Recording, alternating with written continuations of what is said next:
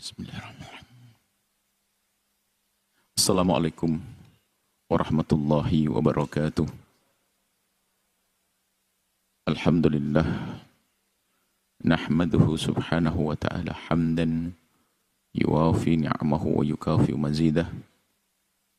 Ya Rabbana lakal hamdu kama yanbaghi li jalali wajhika wa azimi sultanik. Subhanaka la nuhsi thana'an alayka anta kama athnayta ala nafsik. Falakal hamdu wa lakal syukru ala dhalik. Allahumma salli wa sallim ala habibina sayyidina Muhammad wa ala alihi wa ashabihi wa tabi'ina lahum bi ihsanin ila yaumiddin. Allahumma ya Rabbana alif baina qulubina waj'alna ya Rabbana minal mutahabbina fik wa minal mutazawirina fik wa minal mutajalisina fik minal mutabadilina fika innaka anta ala kulli syai'in qadir. Urzuqna ya Rabbana at-tawbata qabla al-maut asy-syahadata 'inda al-maut wal jannata ba'da al-maut. Amma ba'd. Yang sangat kami cintai, kami memuliakan para perindu ridha Allah, para pecinta baginda Nabi Muhammad sallallahu alaihi wasallam. Kita saat ini di majelis hadis, dan untuk saat ini kitab Riyadhus Shalihin sudah selesai kita baca. Kemudian Arba'in Nawawiyah juga sudah selesai. Semoga itu menjadi ilmu yang manfaat untuk kita. Kita akan membaca kitab baru, yaitu Mukhtasar, ringkasan kitab At-Targhib wa Tarhib. Ringkasan kitab At-Targhib wa Tarhib, karangannya Imam Amirul Mukminin fil Hadis Al-Hafidh Ibnu Hajar Al-Asqalani. Yang makna daripada at-targhib adalah motivasi, pemicu orang agar melakukan kebaikan. Kalau tarhib, rambu-rambu, warning agar orang menjauhi kemaksiatan. Jadi kita digiring untuk sampai kepada Allah dengan targhib, agar semangat kita beribadah. Tapi sisi lain harus ada tarhib, jangan melakukan keharaman. Sebab ada orang berbuat baik semangat tapi tidak sadar dia sambil melakukan keharaman. Sedekah banyak, bagus, tapi enggak sadar bisnisnya haram. Lah ini harus ada keseimbangan antara semangat berbuat baik dan rasa takut melakukan keharaman. Dan ini insyaallah dihadirkan di kitab ini At-Targhib wa Tarhib. Dan seperti biasa ada muqaddimah yang kebetulan yang kita hadirkan, muqaddimah aqidiyah. Muqaddimah akidah yang kita baca kitab Akidah 50. Harapan kami semua dari yang bisa membaca punya buku ini. Tujuannya apa? Agar setelah belajar di majelis seperti ini dimurojaah kembali. Sehingga menjadi kuat di akalnya, kuat di hatinya. Kemudian setelah itu barangkali di rumahnya ada musola-musola, madrasah-madrasah, itu bisa diajarkan. Karena ditulis dengan gampang, artinya untuk anak kelas paling bawah bisa membacanya, dan yang paling tinggi pun tidak akan jenuh insya Allah. Artinya memang hendaknya ini dibaca, bukan hanya sekedar Anda mendengar di majelis, kemudian selesai. Karena masalah akidah hal yang paling mahal. Kalau kita bisa membeli sesuatu dengan memaksakan, tapi kenapa urusan keimanan akidah kita tidak bisa seperti itu? Jangan-jangan iman kita kropos ya. Baik, kemudian bagi yang sudah punya buku, serius murojaahnya.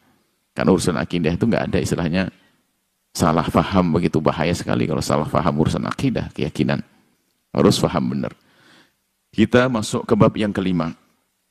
Akidah 50. Sebetulnya harus kita yakini banyak sekali, bukan hanya 50. Cuman begitulah kita untuk mempermudah. Dan itu yang dihadirkan para ulama dari ulama dulu. Untuk mempermudah. Dan nanti dibagi-bagi dari sifat.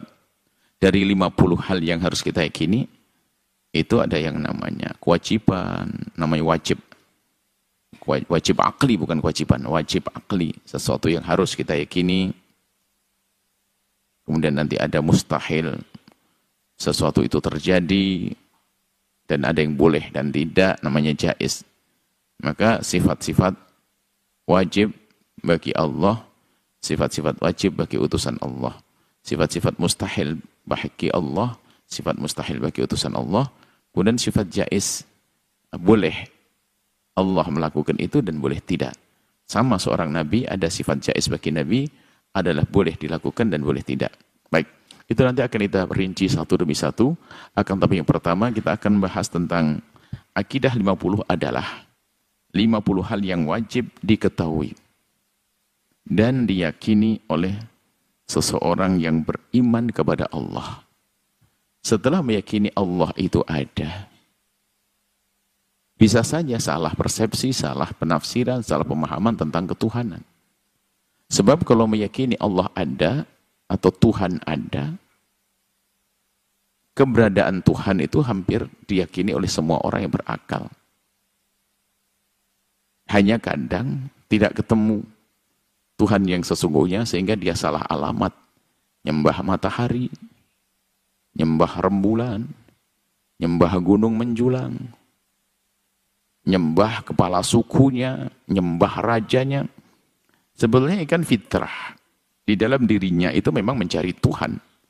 Semua manusia mencari Tuhan, sehingga kalau kita pergi ke hutan belantara lalu di sana ada sekelompok manusia, maka pasti ada yang dituhankan. Berarti dalam fitrahnya ada kerinduan mencari Tuhan, cuman perbedaannya antara satu orang dengan yang lainnya adalah yang satu ketemu Tuhan yang sesungguhnya benar melalui petunjuk wahyu, yang satu ngarang maka nggak sampai. Baik, disebutkan dalam kitab Kifayatul Awam, satu kalimat sengaja kami potong, bukan hadis, pemahaman saja. Kita ingin juga menyambungkan semua dari kita kepada kitab-kitab ulama terdahulu. I'lam, ketahuilah wahai saudaraku, annahu sesungguhnya, yajibu ala kulli muslimin, wajib atas setiap seorang muslim.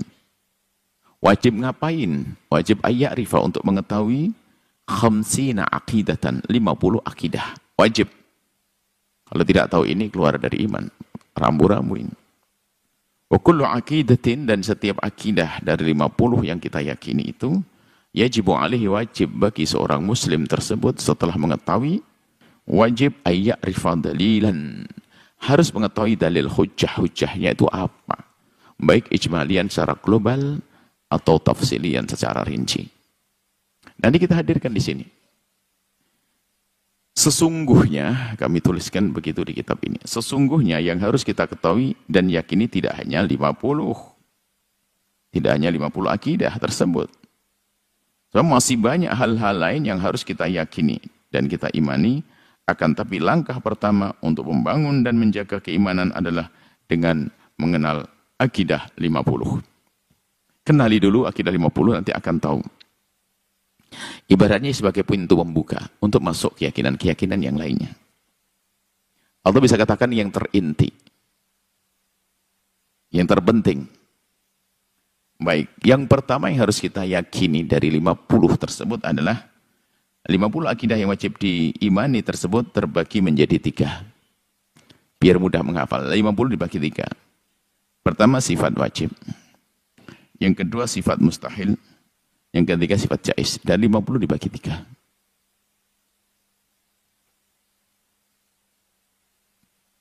Dalam bahasa ilmu logika, ilmu mantek, wajib adalah, wajib di sini sesuatu yang harus ada dan akal tidak bisa menerima ketiadaannya. Wajib, ilmu logika wajib akli. Kalau bicara ilmu logika, ilmu akal. Jadi wajib akli, sesuatu yang harus ada dan akal tidak bisa menerima ketiadaannya. Maka yang dimaksud wajib di sini adalah wajib adanya menurut akal. Dan akal tersebut tidak dapat membenarkan jika sifat tersebut ditiadakan dari Allah dan Rasulnya. Jadi kalau disebut dengan sifat wajib Allah, itu bukan mewajibkan kepada Allah, tidak. Seperti kesalahpahaman, sebagian orang mencoba mengkritisi. Ada video disampaikan pada kami, saya digeli ada satu orang mengkritiki faham Asy'ari. Rupanya dengan, atau mungkin dia lagi ngantuk atau bagaimana. Jadi waktu kaum Asy'ariyah, kita Asy'ari. Maka jangan ragu semuanya mengatakan dirinya Asy'ari. Harus mulai faham. Seperti hanya dalam berfikih Anda ikut madhab Syafi'i, kita di dalam berakidah ikut madhabnya Imam Abul Hasan Asy'ari. Nah, rupanya memahami sifat wajib bagi Allah itu diterjemahkan dengan bahasanya yang setengah ngecek begitu. Hah, wajib ngatur Allah. Ini cobalah anak-anak itu diperhatikan itu. Ngatur Allah. Jadi kalau orang salah paham atau memang orangnya tidak pernah paham, sifat wajib di sini bukan berarti kita mewajibkan kepada Allah untuk melakukan ini itu enggak. Jangan salah paham, akan tapi sesuatu yang wajib kita yakini. Bukan kita mewajibkan kepada Allah. Lah ini, dan unik sekali, saya masih ngelihat. Saya ngelihat sendiri, saya dengar dan menunjukkan kali ini, menunjukkan sebuah kebodohan. Menyalahkan orang dengan kesalahan. Tolonglah anak-anak yang menjelaskan begini. Kayak gitu. Ada jadi menuduh bahasanya kaum Asy'ariyah itu mewajibkan kepada Allah. Kok ngatur Allah? Allah wajib begini. Ajib. Dua kemungkinan, dia bodoh atau dia tahu tapi dia menfitnah.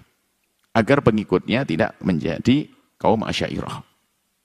Dan itu ada, mohon diperhatikan. Kita bisa mencarikannya kalau itu. Hal-hal begitu enggak? Fitnah itu. Jadi kita tidak mewajibkan atas Allah. Bahkan dalam akidah Ahlussunnah wal Jamaah, Allah itu punya sifat tidak terpaksa. Punya iradah, kemauan yang tidak bisa dipaksa. Nggak ada yang memaksa Allah. Allah kalau berkehendak, tidak ada yang bisa menghalangi kehendaknya. Baik. Kemudian, yang dimaksud dengan sifat wajib di sini adalah sesuatu yang harus kita yakini, bukan kita mewajibkan kepada Allah. Kita meyakini bahwa sifat-sifat tersebut dimiliki oleh Allah Subhanahu wa taala dan Rasul-Nya. Bukan kewajiban yang harus dilakukan oleh Allah. Karena Allah Maha berkehendak. Tidak ada yang mewajibkan apapun atas Allah. Ini kesalahpahaman. Jadi yang harus kita yakini. Kemudian yang kedua, sifat mustahil. Dalam bahasa ilmu logika, mustahil adalah sesuatu yang keberadaannya tidak dapat diterima oleh akal. Tak bisa. Kebalikan daripada sifat wajib. Maka sifat mustahil adalah hal-hal yang tidak mungkin ada pada Allah dan Rasul-Nya. Dan akal tidak bisa menerimanya jika dikatakan Allah dan Rasul-Nya mempunyai sifat tersebut. Mustahil. Mustahil memiliki sifat tersebut.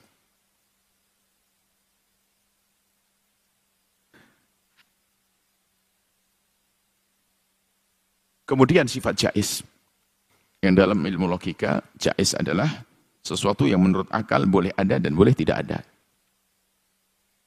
Ini biasanya sifat wajib bagi Allah, sifat mustahil, sifat jaiz. Jadi wajib ini wajib akli, wajib menurut akal. Jangan, kalau sudah pemikiran akal itu pasti. Makanya nggak boleh berbeda. Nggak bisa dirubah. Karena pemikiran akal itu pasti. Maksudnya ilmu logik, ilmu dialog. Contoh gini. 2 kali 2 itu berapa? 4 pasti nggak bisa diganggu.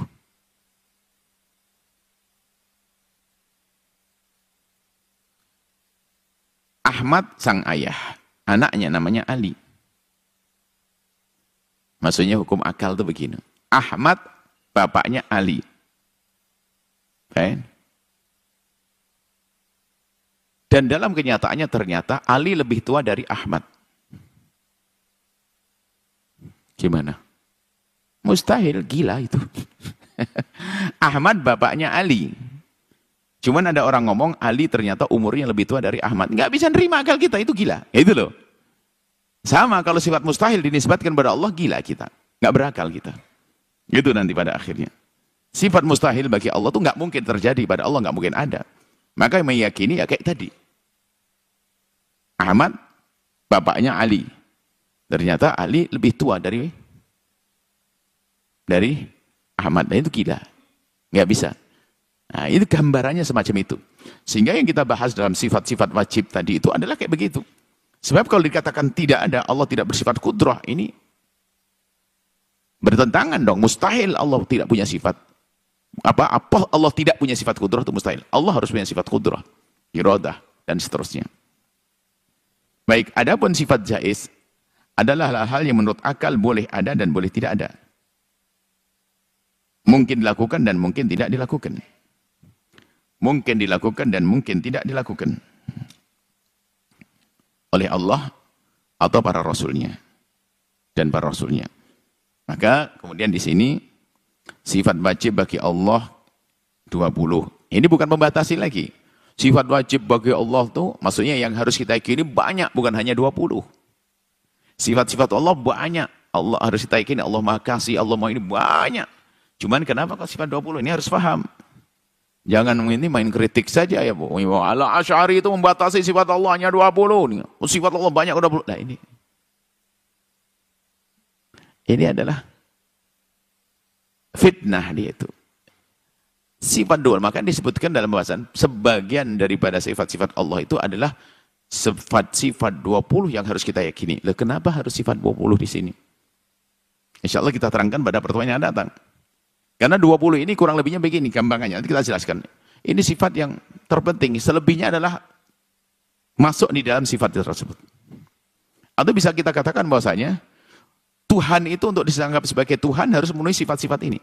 Kalau nggak ada sifat ini pasti bukan Tuhan. Itu loh. Untuk disebut sebagai Tuhan yang kita percaya harus mempunyai sifat ini. Kalau tidak pasti bukan Tuhan. Seperti itu. Jadi nanti akan kita hadirkan sifat wajib bagi Allah yang kita yakini, wajib kita yakini ada pada Allah ada 20. Mustahilnya 20. Sifat jaiz bagi Allah 1. Kemudian sifat wajib bagi Rasul adalah 4, biarpun nanti di dalamnya pada kenyataannya kita tambah di sini. Karena ada hubungannya dengan sesuatu yang sudah kita yakini tapi kok belum dimasukkan dalam sifat Nabi. Nanti tambahannya. Kalau ada salah, kalau di kitab Samiyat kita tambah jadi 2. Kalau di sini kita tambah 1. Dasarnya 4. Itulah. Kemudian sifat jaiz bagi Rasul adalah 1. Jumlahnya ada 50. Biarpun nanti pada hasilnya lebih dari 50. Dan memang yang harus kita yakini lebih dari 50. Baik, ini saja. Kita insya Allah pertemuan yang akan datang kita akan membahas rinci satu demi satu tentang sifat-sifat wajib bagi Allah Subhanahu wa taala. Baik, kita kepada kitab At-Targhib wa Tarhib. Berkata qala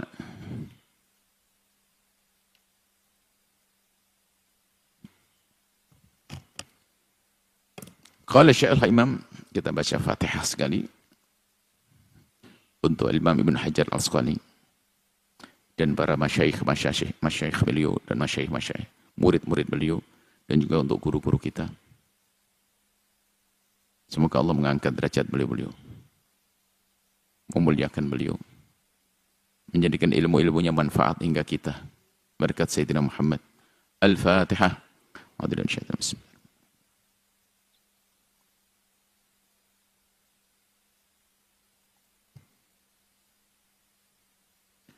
Bismillahirrahmanirrahim. Kita mulai dengan bismillah, dengan menyebut nama Allah yang maha pengasih dan maha penyayang, mengikuti Al-Quran. Al-Quran dimulai dengan bismillah. Banyak riwayat bahwasanya di sana disebutkan kullu amrin dhibanin la yudau fihi bil basmalati, segala bentuk kebaikan atau sesuatu yang penting jika tidak dimulai dengan basmalah, bismillah, maka itu akan abtar atau asyda, dikatakan terputus barokahnya. Hadis tersebut diperselisihkan oleh para ulama ahli hadis. Yang mau mendatangkan tentunya mengikuti orang yang menganggap hadis sah untuk dijadikan dasar. Sebagian ada yang tidak mau menggunakan itu. Yang jelas memulai dengan bismillah adalah mengikuti Al-Quran dan mengikuti Nabi kalau ingin memulai segala sesuatu. Baik, kemudian kita langsung ini qala Syekhul Imamul Alim Allamah, berkata seorang imam yang sangat alim yaitu Syekhul Islam Al-Hafidh Syihabuddin Ahmad bin Ali ibn Hajar Al-Asqalani, yaitu Ahmad bin Ali. Imam Ibn Hajar Al-Asqalani taghammadahullah bi rahmatih, semoga Allah meliputi beliau dengan rahmatnya, wa askanahu, dan semoga Allah menempatkan beliau fasihah jannatihi, di surga Allah yang amat luas. Amin. Semoga Allah mengabul doa ini. Kitabul Ikhlas. Ini yang pertama adalah hadis pertama Kitabul Ikhlas. Tentang ikhlas. Babu hadis satu. Bab yang pertama. Babu targhibi fihi. Bab tentang himbauan, motivasi, dorongan untuk ikhlas. Hadis yang pertama adalah an Abi Kabsyah al-Anmari. Qala, dari Abi Kabsyah beliau berkata, qala Rasulullah SAW bersabda, Mathalu hadhil ummati kamathali arba'ati nafar. Perumpamaan umatku ini adalah perumpamaan 4 golongan, 4 orang. Ini taksim nabawi. Nabi yang membagi kelompok umat ini ada 4. Dan sungguh ini pembagian yang luar biasa. Kalau kita renungi memang manusia betul nggak akan ada yang keluar dari 4 ini. Semua dari kita 4 ini. Kalau tidak satu, yang kedua, dua, ketiga, kita 4. Tidak akan ada yang keluar dari ini. Pertama, ini yang teristimewa. Nah, semoga kita menjadi golongan ini kan gitu. Rajulun atahullahu, rajulun atahullahu, rajulun atahullahu ma'la. Seseorang lah. Kalimat laki-laki di sini adalah bukan berarti laki-laki, memang begitu takbir dalam bahasa Al-Quran, bahasa hadis itu sering diajak bicara kaum laki-laki karena wanita adalah sya'an, urusan wanita hendaknya ditutup, disembunyikan, bukan dipamer-pamerin, bukan disebut-sebutin. Jadi Nabi pun memberikan contoh ya, seorang laki-laki di sini bukan berarti laki-laki semua yang masuk perempuan. Kalau yang baca perempuan bisa saja seorang laki-laki, jadi seorang perempuan, tapi hadis nggak usah dirubah. Seseorang, mungkin terjemahkan bahasa Indonesia nggak pakai sifat laki-laki. Seseorang masuk laki perempuan. Atahullahu malan, Allah beri harta. Wa ilman, diberi ilmu untuk ngatur harta. Fa ya'malu bi ilmihi, kemudian orang tersebut mengamalkan ilmunya. Yunfikuhu fi haqqihi, dia infakkan di dalam haknya harta, maksudnya diinfakkan dengan cara yang benar. Dimulai dari hal yang wajib dizakati, kemudian sunnah pun sedekah-sedekah digunakan, dilaksanakan. Artinya dia punya harta tapi tidak pelit. Dia punya harta, senang berderma, senang berbagi, itu hakul harta. Hakul mal apa? Didermakan. Haknya harta itu didermakan, disimpan roh enggak. Ya. Ini paling bagus. Wa rajulun atahullahu ilman. Yang kedua adalah orang diberi ilmu. Anda bayangkan dulu orang yang pertama itu kaya raya, punya ilmu. Amalnya baik karena dia punya ilmu, rizki hartanya pun digunakan untuk kebaikan. Yang kedua, rajulun atahullahu ilman, seseorang yang diberi Allah ilmu. Walam yu'tihi malan, tapi Allah tidak memberi harta, ilmu dok. Ilmu, maksudnya ilmu untuk menata harta, ngerti halal haram, ilmu zakat, ilmu apa yang ngerti. Wa yakul, dan dia berkata, Lau kana li mithlu hadha, kalau seandainya aku mempunyai seperti yang ia punya, dia punya ilmu tapi nggak punya duit. Lalu dia ngelihat orang yang punya ilmu punya duit. Oh, kalau aku bisa kayak dia, kaya, Allah beri rezeki, amiltu fihi bimithli alladhi ya'mal. Aku akan berbuat seperti dia. Dia bangun masjid, bangun pondok, aku akan bangun pondok. Aku bangun ini. Maksudnya dia melihat orang yang berbuat baik, dia merindukan untuk menjadi seperti dia. Kalau Rasulullah bersabda, fahuma fil ajri sawa. Yang kedua itu pahalanya sama. Dan ini syarat bahwasanya berkeinginan atau berniat yang baik itu penting. Dia belum sempat kaya dan belum sempat berderma, tapi dia rindu untuk kaya dan berderma. Dia ngerti ilmu, halal haram ngerti. Cuman dia tidak ditakdirkan kaya di dunia. Cuman dia berangan-angan banyak. Ingin berbuat baik dengan hartanya kalau seandainya diberi harta. Maka kata baginda Nabi, orang yang punya niat seperti itu ternyata sudah mendapatkan pahala. Seperti orang yang alim kemudian punya harta, kemudian dia menggunakan hartanya sesuai dengan petunjuk ilmunya untuk kebaikan, maka orang itu pun juga selamat Padahal punya ilmu saja. Tapi angan-angannya ingin melakukan kebaikan. Berandai-andai. Maka dia mendapatkan pahala sama. Yang ketiga adalah, yang pertama paling beruntungnya manusia. Yang ketiga ini paling sengsaranya manusia. Paling celakanya manusia. Siapa itu? Rajulun, seseorang. Atahullahu malan. Allah beri harta. Walam yu'tihi ilman, tapi tidak diberi oleh Allah ilmu. Fa yakhbitu fi mali. Ya karena enggak punya ilmu dia kacau. Porak-poranda berantakan ngurusi hartanya. Yunfikuhu fi ghairi haqqihi, akhirnya didermakan sesuatu yang tidak benar. Bukan haknya harta, bukan zakat, bukan sedekah. Foya, melakukan keharaman dengan hartanya. Enggak punya ilmu dia. Lihat, dia punya harta. Tidak punya ilmu sehingga dia menggunakan hartanya untuk dosa-dosa haram. Dia paling celaka orang. Nah, jangan berangan-angan seperti ini. Tapi ternyata ada rajulun, seseorang, lam yu'tihillahu ilman.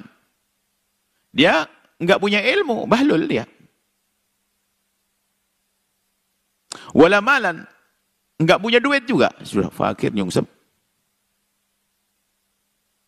Wa yaqul, ini adalah masalah ketamaan, kerakusan, cara salah pandang. Wa yaqul, lihat orang kaya yang mabuk-mabuk, orang kaya yang tampak, wah ini kan zamannya zaman jor-joran hari ini, lihat.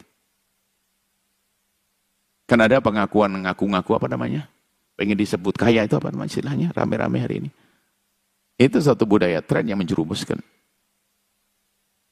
Nah, di saat Anda melihat satu di konten di sebuah video misalnya, ada orang Hamburger kaya dan mungkin melakukan keharaman dan sebagainya. Lah kok ada satu orang si fakir nyungsep, nggak punya ilmu, angan asib ya, saya pengen kayak dia. Betul, dia kerja, angan-angannya pengen kayak dia, ingin maksiat, ingin ini. Bagaimana kisah manusia bodoh ini? Kalau Rasulullah, dia yang nggak punya ilmu tadi, nggak punya duit, ya cool, tapi dia masih punya lintasan di hati. Ada kerentek, ada mau. Dan dia ucapkan, "Lau kana limithlu hadza", kalau aku punya seperti ini, wah, aku bisa minuman keras, bisa cari perempuan cantik untuk zina, bisa ini. Persis pengen kayak dia. Padahal dia nyungsep fakir. Tapi angan-angannya begitu. Makanya hati-hati yang merindu kekayaan, jangan sampai salah. Jangan sampai ngeliat tetangga yang kaya, kemudian dia ada sisi negatifnya yang tampak di mata, lalu kita ingin niru kaya, pengen kayak negatifnya dia. Sengsara biar belum kaya dia. Kemudian dia si fakir yang nyungsep, nggak punya ilmu tuh ngelihat seorang kaya tapi melakukan keharaman dengan hartanya, lalu dia berkata, kalau saya punya seperti itu, amil tu fi mithal ladzi ya'mal. Aku akan berbuat seperti dia. Bahkan mungkin aku akan bergabung menjadi grup orang kaya yang aneh-aneh. Itu loh misalnya. Sudah berangan untuk bergabung.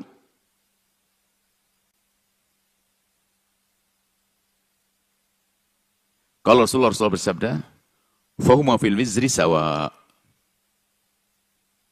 Dalam dosanya sama. Duduk. Akhrajahu Tirmidzi, hadis riwayat Imam Tirmidzi. Fi haditsin sahahahu. Ini dikeluarkan Imam Tirmidzi dan di saat beliau menyebut hadis ini dan disifati ini hadis sahih. Wa Ahmad bin Majah wal lafdullahu wa akhraja Abu Awanah fi sahihi wa huwa min ziyadatihi ala Muslim. Baik. Jadi manusia ada 4 model. Nah, Anda menjadi seperti apa kan gitu. Maka berharaplah menjadi yang pertama tadi. Orang berilmu dan kaya. Sehingga dengan kekayaannya, dibimbing dengan ilmunya, lalu dia bisa banyak berbuat baik, selamat mencarinya benar, mendermakannya benar, pangkat tinggi dia. Kalaupun tidak, ternyata kita termasuk golongan nggak punya atau punya ilmu. Kita punya ilmu, tapi nggak punya duit. Maka kita harus punya ide-ide cemerlang untuk melakukan kebaikan dengan ilmu kita. Merintis bisnis yang bersih, yang halal, yang menegakkan syariat dan sebagainya. Oh, cita-citanya tinggi. Biarpun dia belum sempat kaya, maka dia sudah mendapatkan pahala. Itu makanya niat.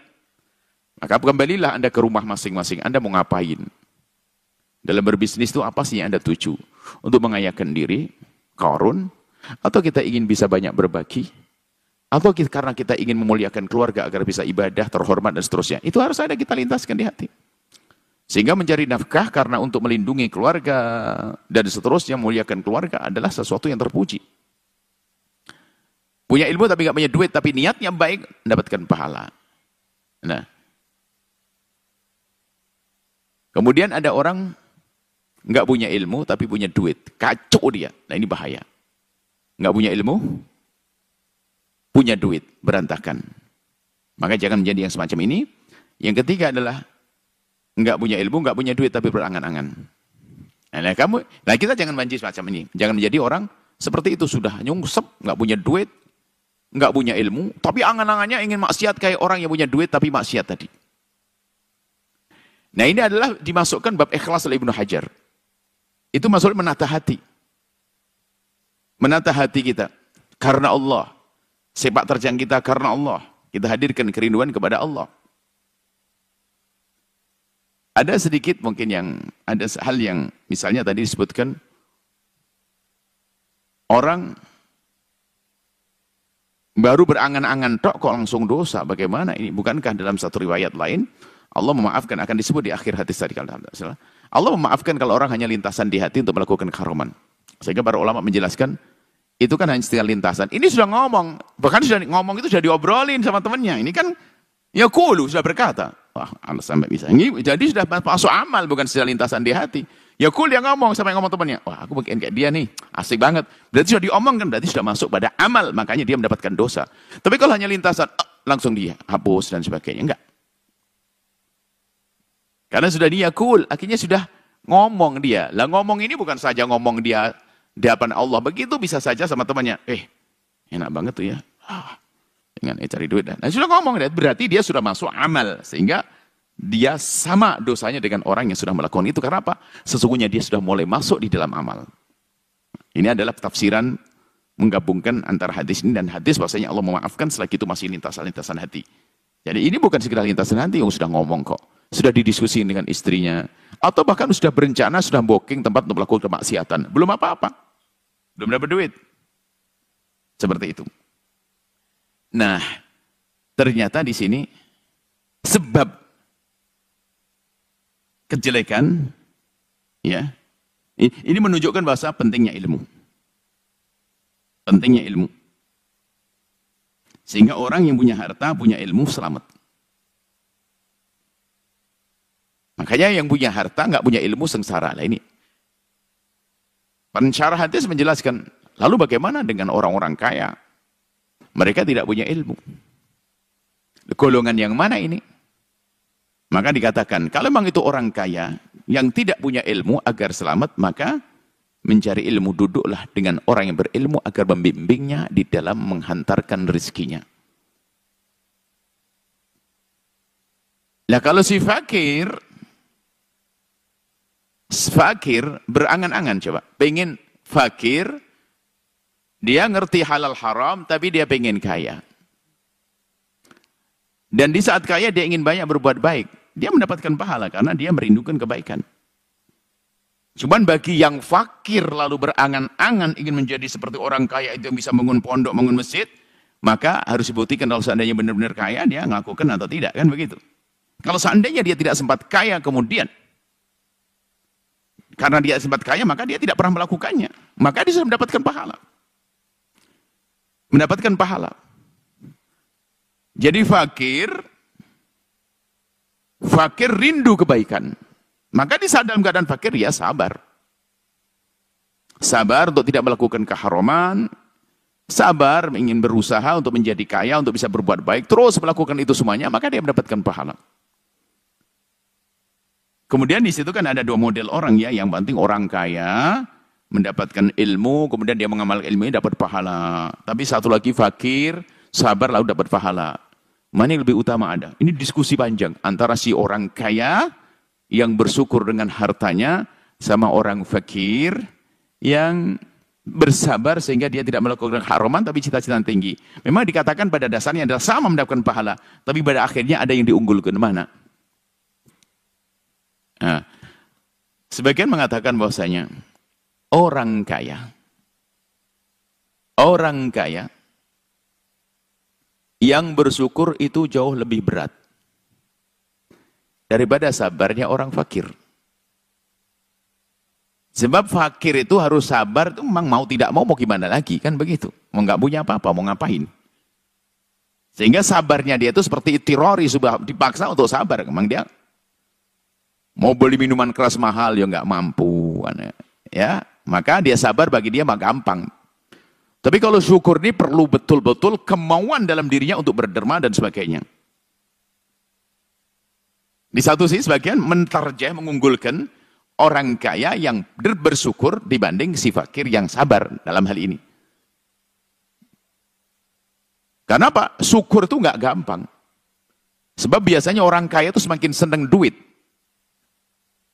Sehingga kadang seleranya tinggi. Makanya kalau orang kaya, biarpun kaya-kaya apa, cuman gaya hidupnya nggak benar, dia susah berderma. Dia mau berderma 1 miliar, dia ingat lewat showroom mobil, ada mobil baru, batal dia ingin perbarui mobilnya. Seleranya tinggi, kejar-kejaran, jor-joran. Dan gaya hidup jor-joran ini dia menjerumuskan. Maka menjadi orang kaya yang hebat adalah itu tadi, dekat dengan ulama, mensyukuri. Mensyukuri dengan ilmu yang diberikan oleh ulama untuk melakukan kebaikan. Maka dia berjaya dia. Biarpun dia, maka dia pangkat tinggi tadi, menjadi orang nomor 1 yang punya kekayaan, bisa berbuat baik. Maka karena dia biarpun tidak, karena dia dekat dengan ulama dan ikut bimbingan ulama, biarpun dia tidak berilmu, maka dia menjadi punya ilmu karena langkah-langkah yang menjadi halal, maka itu pangkat tertinggi. Mungkin ada kata, wah ngenes nanti si fakir, begitu. Oh enggak. Kalau memang kita fakir, semoga dicukupi oleh Allah semuanya. Maka berangan-anganlah yang banyak. Berangan-anganlah yang banyak untuk melakukan kebaikan. Maka mengendobel antara dia sabar dengan kefakirannya. Sebab kadang gara-gara fakir saja dia mencari uang 1 juta sudah kelepas kerudung, meninggalkan sholat nggak mengerti keharaman, hanya mengejar uang sedikit, maka nasib buruk itu. Fakir yang sengsara. Tapi ada fakir tetap menjalankan syariat. Fakir takut kepada haraman. Fakir takut murka Allah. Tapi cita-citanya tinggi. Sehingga tidak dikuasai oleh dengki di hatinya. Ngelihat orang kaya berderma, dia pengen bukan marah. Tapi sudah fakir, bayangkan nasib buruk. Fakir, ngaco, pendengki. Kalau ngelihat temannya sukses, orang tetangga sakit hati. Maka menjadilah Anda fakir yang beruntung. Dengan kesabaran akan naik pangkat, lalu dengan kerinduan niat yang baik untuk melakukan kebaikan, kalau seandainya yang kaya, itu adalah pahala yang baru lagi, pahala yang lain lagi, maka di saat itulah nanti akan bisa menyamai dengan orang-orang yang kaya dan punya ilmu, atau orang ilmu yang punya kaya, yang orang berilmu dan dia punya kekayaan. Baik, ayo kita tengok diri sendiri, karena orang tidak lepas dari ini. Siapakah Anda? Kalau Anda ternyata Anda orang yang kaya, diberi Allah kekayaan, dekatlah kepada ulama agar Anda mendapatkan bimbingan, menyempurnakan bisnis Anda yang halal semakin halal, yang haram berubah menjadi halal, agar Anda menjadi orang yang disebut Nabi, orang yang paling tinggi pangkatnya, yaitu orang kaya berilmu, atau dengan ilmunya dia bisa mengatur kekayaannya sehingga menjadi selamat. Kemudian, kalau Anda tidak golongan ini, paling tidak kalau Anda punya ilmu halal haram, ilmu iman, ilmu halal haram, ilmu iman, lah kok ternyata masih nyungsep, masih fakir, maka bercita-citalah untuk menjadi seperti orang kaya yang beramal dengan ilmunya, mengamalkan ilmunya, kemudian mengatur hartanya dengan kekayaan. Lalu bagaimana? Ada bukti dong. Maka mulailah dari apa yang Anda mampu. Tampakkan kerinduan Anda kepada kebaikan. Biarpun Anda fakir, nggak boleh nyerah dengan kefakiran. Tanda ketulusan dalam berniat untuk menjadi orang yang berbuat baik adalah harus ada ketulusan dong. Bukan hanya, oh saya pengen, bohong itu. Niat di dalam hati memang, ketulusan di dalam hati memang, akan tapi ada tanda-tanda zahirnya. Nah, tanda zahirnya apa? Memaksa dengan ketidakmampuannya. Sehingga dalam Al-Quran orang bertakwa yang ahli surga adalah alladzina yunfikuna fis-sarra. Di saat mereka diberi oleh Allah kelonggaran harta, dia berbuat baik. Ternyata nggak sampai di situ, si fakir pun was-sarra dharra, fis-sarra wa dharra. Dalam keadaan dharra, dalam keadaan susah pun dia berusaha. Kalau orang lain mungkin ratusan juta, saya hanya mampu 10 ribu. Nggak boleh menyerah dengan kefakiran, tanda niatnya benar. Berusaha untuk menyisihkan. Menyisihkan. Seperti contoh ya. Pernah kami hadirkan kisah seorang wali. Bahkan dikatakan Sayyidut Tabi'in. Uwais Al-Qarani. Beliau adalah kalau bicara orang fakir di kolong langit ini, di kolong bumi ini, di kolong langit. Di atas bumi ini ya paling fakir adalah si Uwais Al-Qarani. Makannya pun adalah makanan halal yang sudah dibuang di tempat sampah. Karena memang dia tidak punya apa-apa. Akhirnya dia ke tempat sampah kan orang kaya banyak buang bekas-bekas roti. Ada anjing, dia berkata, anjing kau ke sana. Jangan dekat saya ya, jangan ganggu saya. Ini bagian saya. Dengan khusyuk beliau memilah. Roti dibagi 3. Roti yang paling bagus disisihkan, yang sedang-sedang dimakan oleh dia, yang kotor dilempar ke anjing. Dia bersedekah kepada anjing. Kemudian untuk dijanji, kemudian yang terbagus daripada roti itu dibungkus, dirapikan betul dibungkus. Kemudian dia mencari orang yang lebih atau orang yang fakir, yang diperkirakan bakal menerima roti itu. Berarti itu adalah harta terbaik Uwais Al-Qarani. Kenapa? Dia makannya bukan itu, makannya lebih rendah dari ini. Dia memberikan kepada si fakir, setelah itu mengadakan tangan, ya Allah, ini yang bisa aku lakukan. Jangan hukum kami ya Allah, jika masih ada orang lapar yang ada di kiri kanan kami. Nah inilah, ini yang tidak mampu pun masih berusaha. Artinya jangan sampai, saya nggak mampu ya udah usahlah. Yang penting kan niat, itu kata hadis hari ini kan enak. Yang penting niat. Loh, niatmu harus ada buktinya dong. Apakah 1.000 rupiah yang ada apa yang kita dermakan untuk musola, untuk masjid, pesantren, harus ada dong. Itu tanda. Jadi jangan menyerah dengan kelemahan. Seperti yang dikisahkan juga tentang orang yang nekat itu pada zaman Nabi, ada seorang yang kakinya pincang. Nabi itu penuh kasih waktu ada seruan perang, pemuda-pemuda dipilah dan pilih yang bisa ikut perang, fisiknya dan sebagainya. Tiba-tiba ada seorang yang pincang. Kakinya pincang. Nabi tersenyum melihatnya. Dan Nabi mempersilahkan dia untuk mundur. Jadi agar tidak ikut perang. Dengan kasih sayang tentunya. Rupanya laki-laki ini merasa ya sedih. Kenapa kok tidak boleh perang? Lalu dia bertanya dengan kepolosannya, Rasulullah, li'urjati hadhihi. Ya Rasulullah, aku tidak boleh perang ya. Ya, kemurahan dalam Islam, kau tidak usah perang.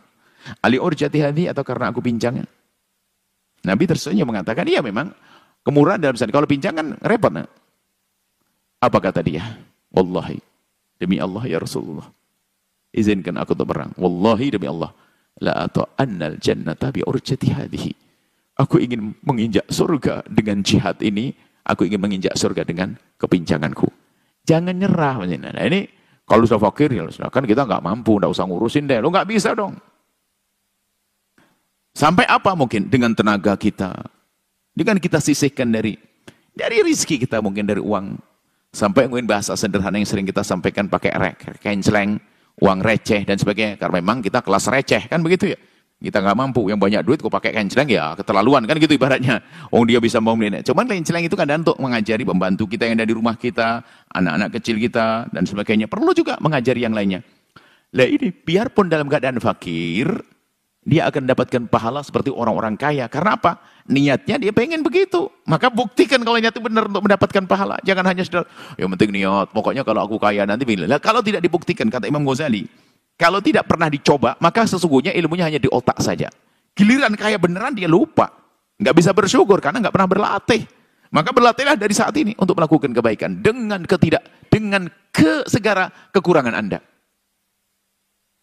Nah ini tanda ketulusan hati, niat yang benar.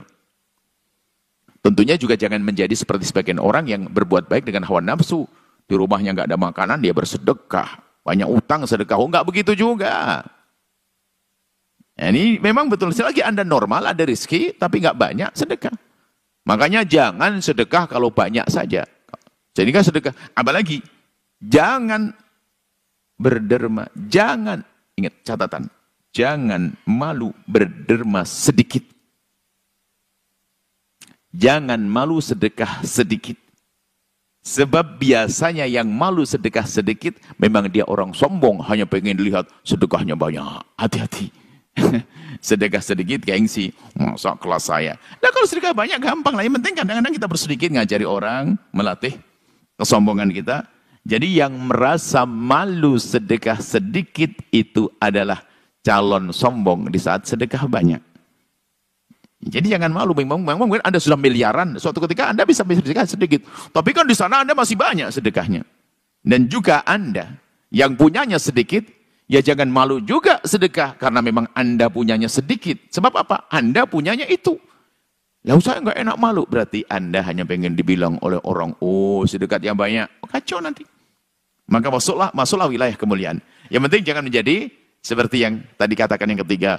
Wah, Bahlul, wah, punya duit.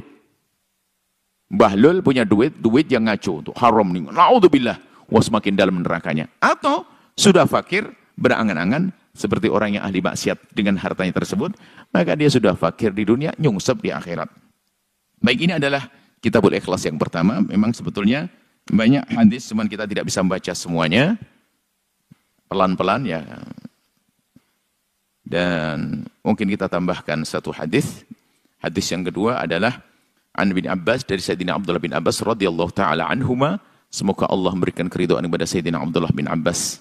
Sayyidina Abdullah dan Sayyidina Abbas pamanda Nabi. Anna Rasulullah sallallahu alaihi wasallam qala, bersabda, bima yarwi an rabbih, dari hadis yang diriwayatkan dari Tuhannya. Maksudnya ini hadis qudsi. Allah Azza wa Jalla berfirman, Inna Allah Ta'ala, Allah Subhanahu wa Ta'ala yang maha luhur, yang maha tinggi, maha mulia, katabal hasanati, sudah menentukan, sudah merupakan ketentuan Allah. Ya, bahwasanya Allah al-hasanati wasaid, Allah telah menentukan ada kebaikan dan ada keburukan. Itu membayar, kemudian menjelaskan, dzalika fi kitabi, kemudian Allah menjelaskan dalam Qur'annya, faman hamma bi hasanatin, barang siapa yang ingin melakukan kebaikan, ingin yang benar. Sampai ada muqaddimah mudahnya diobrolkan dengan istrinya, ma, besok saya mau sedekah, ma, ya. Ma, iya Pak, ya ini. Tahu-tahu duitnya hilang, dapat pahala. Hamma bi hasanatin, tidur sore, Masya Allah, sudah nyiapin air wudhu, nanti malam tahajudan yuk, iya. Bablas. Nah ini, falam ya'malha, biarpun tidak melakukannya, katabahallahu indahu hasanatan, Allah akan beri kebaikan satu, karena niat yang benar. Makanya kalau niat yang serius, ada tandanya dong. Nah, niat yang serius, niat serius ada tanda. Juga jangan salah faham membaca riwayat, kan ada niatul mu'min khairun min amalihi. Niatnya seorang mukmin itu lebih bagus daripada amal perbuatannya. Oh, salah faham, ngaco, sehingga niat tok, lalu tidak berbuat baik. Kenapa? Yang penting kan niat. Niatnya orang mukmin lebih bagus daripada amalnya. Wah, ini salah faham. Ya, mungkin saya singgung juga hadis itu kadang sering bikin mainan. Yang penting kan niat. Oh, enggak begitu. Niatmu kalau tidak serius enggak diterima, enggak dikasih pahala. Oh, bukan niat. Niat di lisan saja. Niat itu di dalam hati, ada kemauan. Maka niatul mu'min khair min amalihi. Niat di dalam hati. Nah, makna niatul mu'min khair min amalihi, mungkin singgung kita keluar.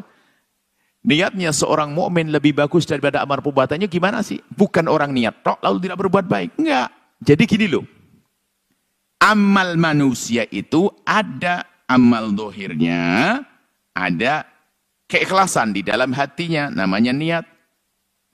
Makanya jika dijejer antara amal dohir dengan niatnya, yang paling bagus adalah niatnya. Karena ini rohnya yang menjadikan amal dohir berarti. Bukan berarti langsung niat tok tapi tidak berbuat. Ini ngaco. Begitu sebaliknya, amal zahir sehebat apapun kalau tidak ada niat yang benar, tidak ada nilainya, kan begitu. Berarti yang menjadikan bernilai amal zahir kita karena niat. Makanya niatul mu'min khairun min amali. Bukan niat tok lalu tidak berbuat baik. Nah, ini kadang-kadang salah. Yang penting kan niat. Bismillah, niat. Kalau Anda niat tahajud, pasti Anda persiapkan, sudah Anda taruh sejadah, kemudian jam beker dinyalain, kemudian ada niat. Maka di saat seperti itulah Anda akan dapatkan pahala kebaikan satu. Kamilatan, sempurna. Pakai kalimat kamilah. Ini kalau tidak salah kita jelaskan beberapa waktu yang lalu di saat kita mensyarahi hadis Arba'in Nawawiyah. Karena ada hadis ini juga. Wa in hamma biha, Fa'amilaha, kemudian kalau dia sudah berkeinginan melakukan kebaikan kemudian dilakukan dengan benar, kata Allah indahu asyra hasanatin, Allah tulis 10. Allah Maha Kasih Allah. Ila sab'mi'ati dhi'fin, sampai 700. Maha Kasih Allah. Satu jadi 700. Ila ad'afin katsiratin, bahkan kalau perlu ditambah lagi kalau kita mau semakin serius, semakin senang, bersyukur dan sebagainya. Wah, senang, alhamdulillah, saya bisa sedekah ya Allah. Saya insya Allah saya tambah lagi. Pokoknya semakin semangat bekerjanya. Berarti ad'af katsirah. Agar ditambah lagi oleh Allah pahalanya. Wa man hamma bi sayyi'atin falam ya'malha. Kalau ada orang hanya melintaskan satu kebaikan, satu kejelekan, dia ingin melakukan kejelekan. Sudah nyiapkan dia. Ingin melakukan kejelekan, sudah disiapkan. Besok pasti. Sudah WA sama temannya, bahkan sudah, ini kok. Tolong tunggu besok ya. Niat betul. Falam ya'malha, kemudian dibatalkan. Kataballahu indahu hasanat. Ternyata di saat membatalkannya jadi pahala. Karena memerangi hawa nafsunya tadi. Hasanah. Jadi niat melakukan kejelekan, kemudian dibatalkannya menjadi mendapatkan pahala. Ini juga jangan disalahpahami. Niat jelek dulu yo, nanti batalin. Kacau. Bablas nanti niat jelek. Bukan gitu. Maksudnya, ayo hentikan niat jelekmu agar jadi pahala. Mau ngapain tadi? Ya dari saya mau berkesana. Batalin. Saya mau batalin. Batalin. Itu bukan niat jelek dulu. Kemudian setelah itu dibatalin. Enggak begitu. Setelah itu dapat pahala utuh kamilatan. Wa in huwa hamma biha. Lalu ada orang menginginkan satu kejelekan, fa'amilaha, kemudian dia melakukannya, dia menginginkan, sudah merencanakan, amilaha, dilakukan. Kata Allah sayyi'atan wahidatan, Allah menulis hanya satu kejelekan. Subhanallah, Allah Maha Kasih. Muttafaqun alaih, hadis diriwayatkan Imam Bukhari Muslim. Wa fi riwayah, dalam riwayat ini, kata Allah sayyi'atan, Allah akan menulis satu kejelekan. Satu tok. Niat melakukan kejelekan, sampai dia melakukannya, satu tok. Oh mahaha, atau bahkan Allah hapus, nggak ada dosanya. Kalau sudah semangatnya luar biasa, dibatalin, Allah hapus. Jadi tidak ada dosa. Wala yahliku 'alallahi illa halik. Ini adalah wala yahliku 'alallahi illa halik. Tidak ada yang yahliku 'alallahi illa halik. Kalau makna luasnya begini. Kalau sudah tahu, begitu Allah penuh kasih kepada hambanya, amal baik satu, dilipat gandakan. Jelek satu juga dikasih satu. Lah kok masih ada orang hancur, itu berarti orang yang orang yang sengaja pengen niat hancur. Lalu sudah banyak kemurahan, maksudnya apa? Ibaratnya begini loh, makanan ada, minuman enak, semuanya. Lah kok kamu kelaparan, berarti kamu yang bodoh. Kamu yang nyiksa diri. Maksudnya Allah dengan kasihnya melipat gandakan pahala. Dosa pun hanya catat satu dan gampang diampuni. Lo kok masih sengsara, berarti itu adalah kamu pengen hancur. Wala yahliku 'alallah, tidak ada orang yang memang niat hancur ya dengan melanggar aturan Allah, kecuali memang orang memang nasibnya nasib kehancuran bagi dia.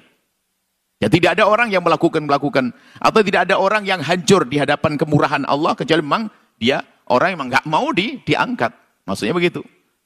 Subhanallah. Ayo kita semua berpikir tentang diri kita sendiri.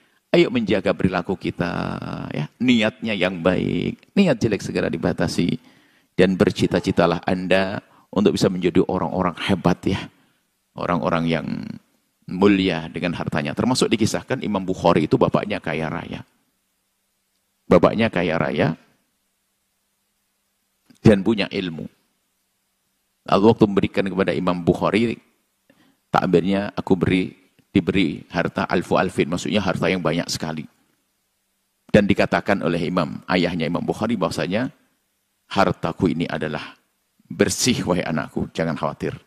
Lah berani ngomong begini berarti kan memang waktu mencarinya dengan yang bersih. Maka dari itu yang lagi nyekolahkan anaknya, memondokkan anaknya, maka harus Anda pastikan bahwasanya harta Anda bersih.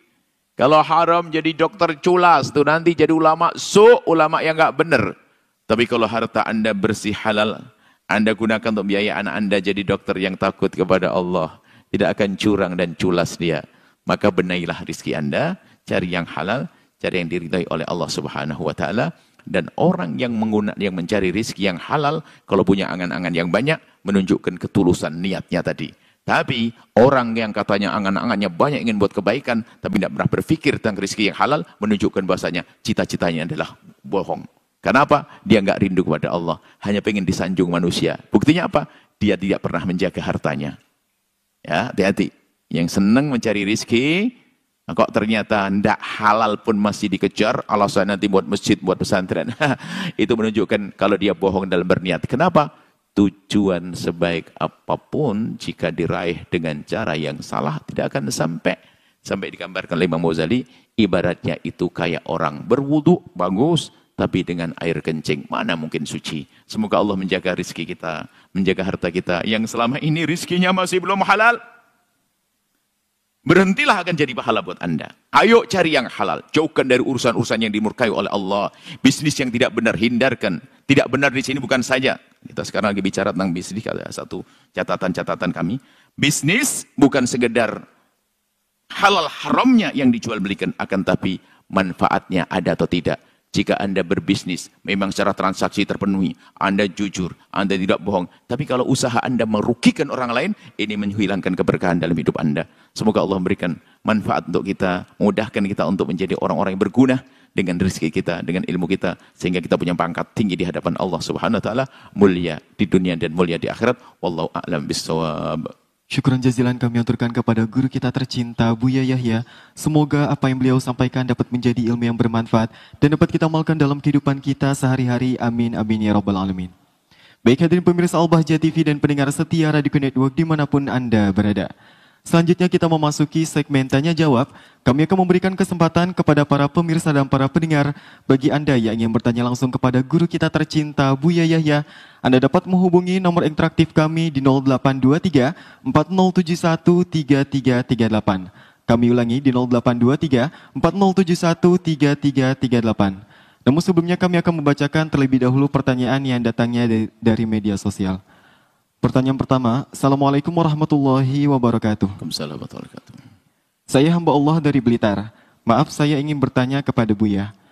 Saya memiliki dua pertanyaan, yaitu tentang bagaimana hukumnya seorang wanita mengendarai motor sport, sedangkan wanita tersebut secara pakaian syar'i.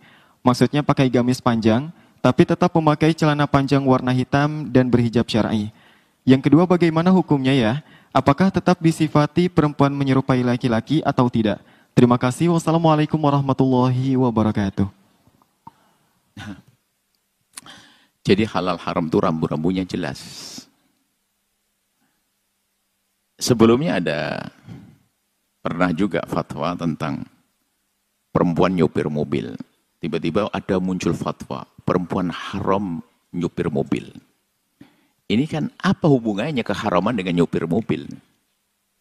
Ini kan aneh sekali. Fikih itu harus ada. Faham itu harus. Apa hubungannya nyopir mobil dengan keharaman? Alasannya apa nyopir mobil? Karena keluar rumah nggak harus pakai mobil, keluar rumah tadi. Apa hubungannya dengan pengharaman nyopir mobil? Nggak tahu di negeri Arab sana ada pengharaman perempuan nyopir mobil. Kalau rambu-rambu misalnya polisi melarang, lain cerita. Ini bukan hukum halal haram. Coba. Perempuan haram nyopir mobil. Ini sebuah contoh saja. Oh, nanti perempuannya kemana-mana. Pakai motor juga bisa, pakai sepeda bisa, jalan kaki juga bisa. Kalau kemana-mana jangan urusan dengan mobil. Oh, nanti kan apakah alasan di situ alasannya? Nah, kalau di kursinya nanti, kalau perempuan begitu nanti bisa mengganggu kandungan dan sebagainya. Yang di sebelahnya naik mobil juga sama, duduknya, kursinya sama, joknya. Kalau permasalahannya adalah urusan-urusan misalnya keluar jauh tanpa mahram. Ini sebutkan itu biarpun tidak dengan mobil. Sekarang motor sport. Sport itu kan motor motor balap atau bagaimana gitu kan? Iya. Sekarang tidak ada urusan dengan motornya. Sekarang itu naik motor sendiri kan boleh. Naik motor boleh. Apa yang menjadikan haram?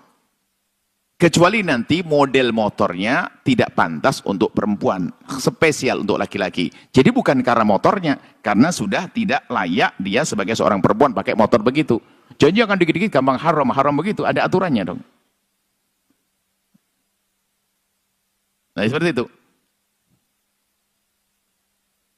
Kemudian, Kalau pakai bajunya juga pakai syar'i misalnya. Kemudian di mana? Kalau pakai kontes naik motor ditonton kaum laki-laki, ya ini permasalahannya di saat ditonton kaum laki-laki, bukan masalah naik motor. Ya harus jelaskan. Kalau kita ingin menjaga kehormatan perempuan, kita fahamkan bahwasanya Anda wanita dijaga, dilindungi. Kenapa harus menutup aurat? Karena dalam diri Anda ada sesuatu yang punya daya goda kaum pria begini. Kita jelaskan pemahaman tentang kemuliaan akhlak. Tapi kalau naik motor, namanya sport atau motor asal saja, ya tentunya tidak bisa serta-merta menjadi haram. Kita lihat motornya kayak apa. Kalau motor itu adalah cirinya motor laki-laki, dan kalau sudah perempuan pakai kendaraan itu, sehingga bagi kaum pria yang nilai pria menjadi ada lintasan-lintasan orang enak, berarti itu adalah spesial kaum laki. Jangan itu haramnya karena itu. Mungkin mohon maaf, posisi kakinya menjadi aneh, tidak sesuai dengan perempuan yang sehendaknya dia adalah sopan. Nah, itu karena itu, bukan karena motor spotnya. Karena kalau kita nanti besok acara pakai mobil sport, nanti kayak becak sport, nanti enggak, bukan masalah spotnya, tapi caranya ini kita harus jelas. Hukum fikih itu begitu. Jadi kalau motornya terus, kemudian di kalangan dia bukan dipamerkan di kaum pria dan sebagainya, sopan santun masih ada, biasa saja. Apalagi kemana sport olahraga tuh, wallah alam saya nggak ngerti motor sport model kayak apa. Cuman kita bicara bahwasanya secara umum bahwasanya tidak serta-merta ada perempuan naik motor haram. Ada sebuah tempat perempuan naik motor haram. Yang nggak benar adalah perempuan keliling seenaknya sendiri pakai motor, nggak beraturan. Karena motor sama naik sepeda, sama dengan naik delman, sama naik ini. Seperti itu.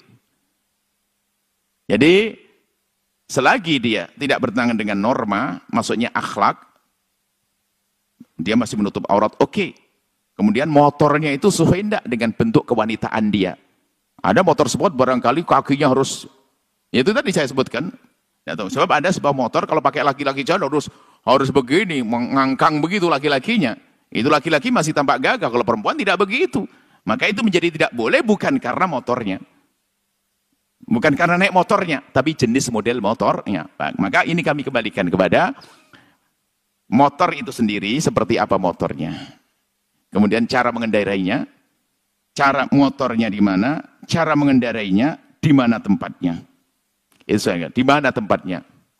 Biarpun pakai motor yang Masya Allah sopan, tapi kemudian dandanya nggak benar, di depan kaum pria aja nggak benar, biarpun bukan motor sport. Biarpun bukan motor sport. Jadi ini mungkin kita rambu-rambu secara umum dalam memberikan hukum halal haram boleh tidak itu, bukan urusan motornya, akan tapi kita kembalikan bentuk motornya kayak apa. Kalau motor layak laki-laki, perempuan jadi atas, berarti tidak boleh. Di mana tempatnya, cara ngendarinya gimana? Nah, cara mengendarinya gimana? Cara naiknya seperti apa? Kalau masih dalam kesopanan, kemudian motornya biarpun namanya motor sport, memang dibuat spesial untuk perempuan yang terhormat, kemudian juga di tempatnya pun juga terhormat bagi perempuan, ya sah saja, nggak ada masalah. Seperti hanya nyopir mobil. Seperti itu. Wallahu a'lam bissawab. Syukran jazilan Buya atas jawabannya. Baik, kembali kami informasikan kepada para pemirsa dan para pendengar, bagi Anda yang ingin bertanya langsung kepada guru kita tercinta Buya Yahya, Anda dapat menghubungi nomor interaktif kami di 0823 4071 3338. Kami ulangi di 0823 4071 3338. Baik, selanjutnya kami memberikan kesempatan kepada hadirin jamaah untuk bisa bertanya dengan satu orang satu pertanyaan, diawali dengan salam dan salawat terlebih dahulu. Kami mulai dari jamaah laki-laki, kami persilakan. Assalamualaikum warahmatullahi wabarakatuh. Assalamualaikum. Allahumma sholli ala Sayyidina Muhammad wa ala ali Sayyidina Muhammad. Nama saya Musa, Buya. Hamba mau bertanya, apabila ada seorang suami itu tidak sengaja berkata ke istrinya, saya talak kamu 1, 2, dan 3, Buya. Itu jatuh talak atau tidak, Buya? Tidak sengaja itu gimana maksudnya? Dalam kondisi dia marah misalkan gitu, Buya. Sekian, Buya. Terima kasih atas jawabannya. Assalamualaikum warahmatullahi wabarakatuh. Salam. Kita kembalikan kepada, jadi tidak sengaja. Kalau marah, ada marah yang masih dia sadar, ada yang marah di luar kesadarannya. Di dalam madhab kita kembalikan pada madhab kita dulu, madhab Imam Syafi'i. Yang namanya cerai itu guyonannya pun jadi. Selagi diucapkan atas dasar kesadaran akalnya, maka jadi. Tapi kalau sudah diucapkan dalam keadaan tidak sadar akalnya, maka tidak jadi. Dan termasuk marah masih ada akalnya. Ada akalnya, yang masih marah ada akalnya. Sebab marah itu kalau sudah full puncak, nggak sadar. Kayak bahasa Jawanya, butrek darah tinggi itu namanya. Jadi sudah kalap begitu kayak orang gila, itu babnya beda. Dan betul-betul dia tidak menyadari, orang lain yang mendengar, dia nggak ngomong, nggak sadar. Kalau nggak sadar betul ya lain cerita. Nggak sadar mau gimana, mau dipaksa. Sehingga memang di sana ada ulama yang mengatakan cerainya orang marah tidak jadi, tapi marahnya kayak apa? Sehingga kita nggak usahlah ke madhab itu, kita langsung dalam madhab kita Imam Syafi'i bahwa jika ada orang mencerai dalam keadaan marah, tetap jatuh cerainya selagi dia betul-betul masih menyadari apa yang dia ucapkannya. Ya kan? 1, 2, 3 ya sama. Makanya kalau marah jangan main cerai. Kalau marah jangan banting piring. Sayang dong, nanti piringnya beli lagi dong. Kalau marah jangan mukul, nanti nyesel. Jadi kita harus berpikir marah yang cerdas lah begitu. Dan biasanya amarah-amarah itu juga ada hubungannya dengan memang watak yang jelek. Atau mungkin masalah psikologi. Atau mungkin memang pasangannya suka bikin marah. Itu macam-macam. Kita perlu cermati itu semuanya. Jadi Buya tidak membahas masalah cerainya itu. Cerainya jangan jatuh cerai. Udah 1, 2, 3. Cuman kenapa kok gampang banget andalannya menyelesaikan masalah dengan kalimat cerai. Yang laki-laki yang dikit-dikit mengucapkan kalimat cerai itu bukan laki-laki. Betul, harus direndahkan itu. Sebab sudah termasuk nih hikmah rabbaniyah. Cerai itu dipegang oleh kaum pria itu karena apa? Dia lebih tabah, lebih berpikir panjang. Dan tidak diberikan kepada perempuan. Perempuan itu karena lembut hatinya, lembut, penuh kasih. Jika kalau dia ada beban sedikit, cerai saja. Gampang itu. Makanya gampang minta cerai perempuan itu. Lah kok ada laki-laki kayak perempuan ini, bagaimana dia? Nggak boleh begitu. Laki-laki kayak perempuan, dikit-dikit cerai. Ya perempuan dia begitu. Memang ada lembut hatinya, lemahnya. Dan bahasanya terbatas. Dia sebelum ngomong sudah didahului emosinya. Emosi cinta sama suaminya. Saking cintanya kadang-kadang tinggalin saja. Padahal dia nggak mau ditinggalin. Diiyai. Loh kok gitu? Itu. Jadi itu perempuan bahasanya begitu. Bahasanya dikuasai oleh kasih cinta. Cuman kalau laki-laki cerdas, sederhana. Saya selalu ngomong. Kalau ada perempuan, para suami. Tiba-tiba kok istrimu ngomong, cerai saja saya. Itu kan bahasa yang terbatas. Ngomongnya cerai aku. Artinya, bang, damai yuk. Gitu tuh. Selesai yuk. Berubah yuk. Begitu. Karena setelah itu, nggak mau dicerai. Nyesel dia. Cuman laki-laki ada yang begitu. Ini aneh banget gitu ya. Kalau ada laki-laki begitu. Cuman, misalnya secara fikihnya. Selagi memang dia menyadari apa yang diucapkannya, maka jatuh cerai. Dan menurut 4 madhab, cerai 3 pun, jatuhkan di satu waktu akan jatuh cerai. Atau satu-satu selagi masih dalam masa iddah jatuh cerai. Sebab masa iddah seperti masih istrinya. Mencerai hari ini, besok dilanjut, atau besok. Atau 1 jam, atau menit berikutnya. 3 kali maka jatuh cerai 3. Nah, seperti itu. Lalu kemudian mungkin kalau, lalu bagaimana solusinya? Sudah cerai 3. Solusinya adalah, biar istrimu yang kau dolimi itu, misalnya, ya dia merasakan menikah dengan laki-laki yang bakal muliakan punya anak banyak. Dan kamu belajar cari perempuan yang lain lagi, yang sekiranya Anda bisa sabar dengan dia, jangan dengan dia lagi. Kan begitu, jangan dipaksain. Makanya cerai itu adanya 1 dulu, belajar 2 dulu, belajar baru ketiga, bisa beneran. Dari awal langsung emosinya cerai. Itu menunjukkan kalau dia tidak pandai merayu. Naklukkan istri aja pakai ngancam cerai. Naklukkan istri pakai pukulan. Naklukkan istri pakai ancaman. Cinta nggak bisa diambil dengan cerai. Cinta tidak diambil dengan pukulan. Cinta tidak diambil dengan ancaman. Cinta dengan rayuan. Cinta dengan kelembutan. Wahai bapak, wahai para suami, cinta adalah dengan keindahan dan kelembutan. Bukan dengan cerai. Ini saja Allah alam bisawab. Syukran jazilan Buya atas jawabannya. Baik, selanjutnya kami memberikan kesempatan kepada jamaah perempuan untuk bisa bertanya. Dengan 1 orang 1 pertanyaan diawali dengan salam dan salawat terlebih dahulu. Kami persilakan.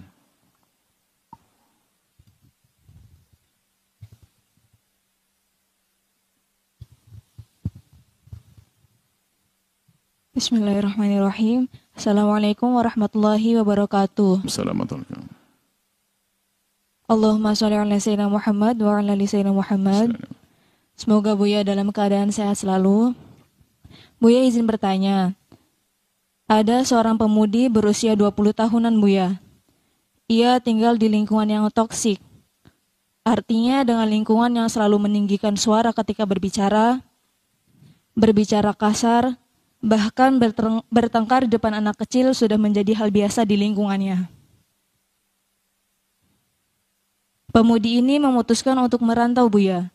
Namun baru-baru ini ia menemui adiknya yang masih SMP terkena depresi. Kerap menyayat tangannya sendiri tanpa sepengetahuan orang tuanya. Sikap dan tindakan bagaimana yang sebaiknya dilakukan oleh pemudi ini?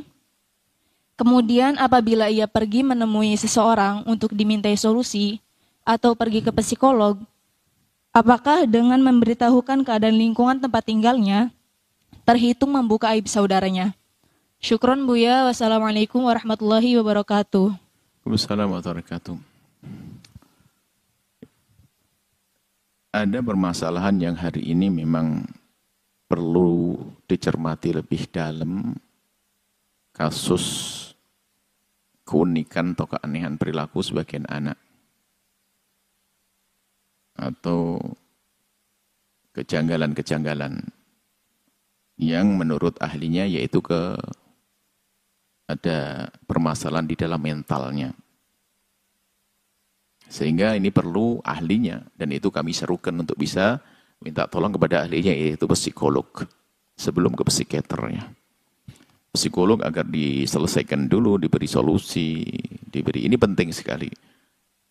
Jadi mungkin pertama sebelum jawabannya ini adalah, mari kita melek sadar akan ilmu itu. Sebab kita menemukan seorang yang sudah, kalau tidak salah sudah sarjana, bahkan S3 atau bagaimana, katanya seorang pendidik, itu di saat anaknya diusulkan untuk dibawa psikolog naik pitam. Memang anakku gila. Siapa bilang gila? Kamu yang gila. Wong ini diarahkan terbaik, marah dia. Dipikir anak, jangan dibawa ke psikolog anak saya. Memang anak saya gila. Duh, Pak, bukan yang ke psikolog orang gila. Yang gila adalah sudah anaknya perlu ke psikolog, orangnya nggak mau seperti bapak itu gila. Sebab ilmu itu jangan, mohon maaf, saya peduli, kita harus menghormati ilmu. Ilmu kedokteran ada, dokter fisik ada, dokter psikik ada. Semuanya punya keahlian masing-masing. Dokter fisik nggak bisa menyelesaikan urusan psikologi. Dokter psikologi nggak bisa ngurusi urusan fisik, pasti saling tolong-menolong. Kiai nggak bisa, kalau nggak belajar ilmu psikologi, lalu ngurusi psikologi. Paling hanya nukil-nukil ilmunya, lalu dikembalikan pada ahlinya. Termasuk yang kami lakukan adalah kita kembalikan pada ahlinya. Kalau sudah sampai nyayat-nyayat, seperti ini. Biasanya ada orang memang depresi banyak, cuman kadang-kadang bergaul dengan siapa. Sehingga ada cara menyelesaikan depresi macam-macam. Ada yang karena berkumpul dengan orang salah, begitu. Karena pernah berkumpul dengan orang yang nyayat, jadi ikut nyayat. Jadi itu bisa saja dari depresi ada pada dirinya, kemudian dia ikut-ikutan karena ngelihat, dipikir solusinya begitu. Padahal tidak nikmat, katanya nikmat. Jadi ini. Dia adalah sakit mental, kalau dibiarkan jadi gila, harus kita sayang dong. Dan termasuk nanti terapi yang tertinggi adalah mengembalikan kesadarannya, kerinduannya kepada Allah. Jadi kalau kesejukan sebenarnya kayak semacam sugesti atau mentalnya itu biar kendor atau mulai normal, atau ya jika ada ketenangan di dalam batinnya, maka menguatkan keimanan. Makanya yang punya masalah psikologi, pertama ya perlu datang pada psikolog, tapi lebih dari itu Anda harus semakin dekat kepada Allah. Sehingga misalnya dia depresi karena perusahaannya hancur dan sebagainya. Ya karena dia jauh dari Allah, sehingga dia menganggap itu hancur kayak dunia kiamat dengan kebangkrutan. Sementara kalau dia berpikir sesaat, kemudian kembali kepada Allah, lalu tawakal, kan selesai, kan begitu. Cuman permasalahannya sudah terlanjur depresi, harus selesaikan dong, dibantu oleh psikolog. Jadi betul Anda membawa adik Anda ke psikolog, boleh. Bukan boleh, harusnya begitu. Dan kami sampaikan, sadar ilmu ini penting banget. Dunia ini yang sering dilupakan. Fatwa-fatwa fikih pun sangat erat hubungannya dengan ilmu ini.